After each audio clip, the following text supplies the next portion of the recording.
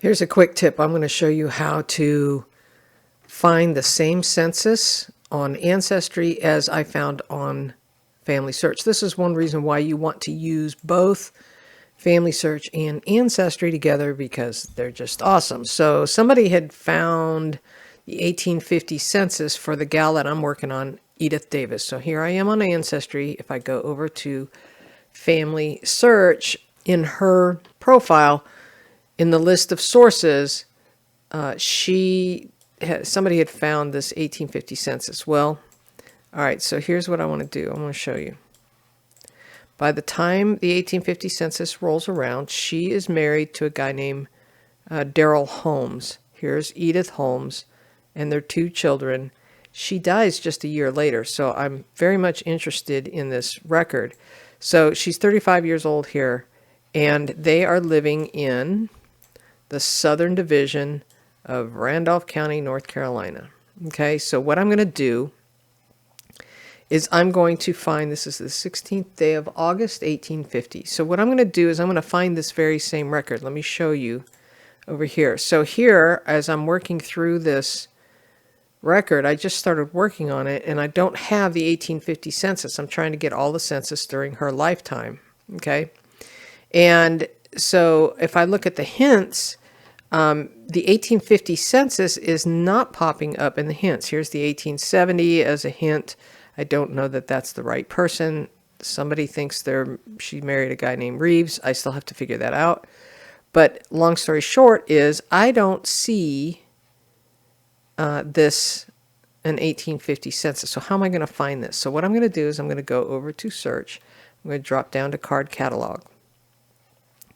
And I'm sure you've seen this trick before, but there's a little bit of a twist on this one. So I'm going into North Carolina. I'm drilling into location first. And I want the 1850 census.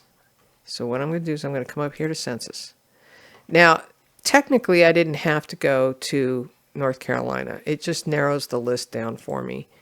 I'm going to search by record count so that this rises to the top. Almost always when you search by record count, the census comes to the top. So I'm going to open that in a new tab just so I don't lose that list. And now, instead of searching here, I'm going to search here. So I'm going to, again, go to North Carolina. I'm going to go to Randolph County. Randolph County.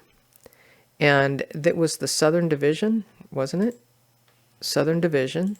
All right, so I'm going to go to the Southern Division. Now it takes me to the roll. There's 157 pages. But we're lucky in that we already have the other one, and it tells us, this says 105. So if we zoom back a little bit, this is image 45 of 343 on this roll that FamilySearch has. So I might get lucky and find it on image 45. So let's go look. And is this 105? No, it's not exactly the same, but we're probably very close, okay? So what I want to do is I want to get a sense of where I am. So there's no page number up here. It's because I'm on the left-hand page in a book. So if I go to the right-hand page, whoops, sorry. This is 107. All right, so I need to go back 2 images. So I'm going to go to 44 instead of 46. Hit go. This should be image up that says 106. What was this one? 105. All right, I need to go back 2 more. So I'm going to go to 42 because remember this is it's an open book, right? There's a left and a right-hand page, so there's 2 images per page.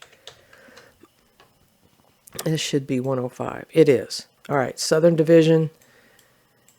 And there's Edith Holmes. Now I can save it to my tree, save to a person in my tree. I don't know who that person is. Oh, what it's trying to do.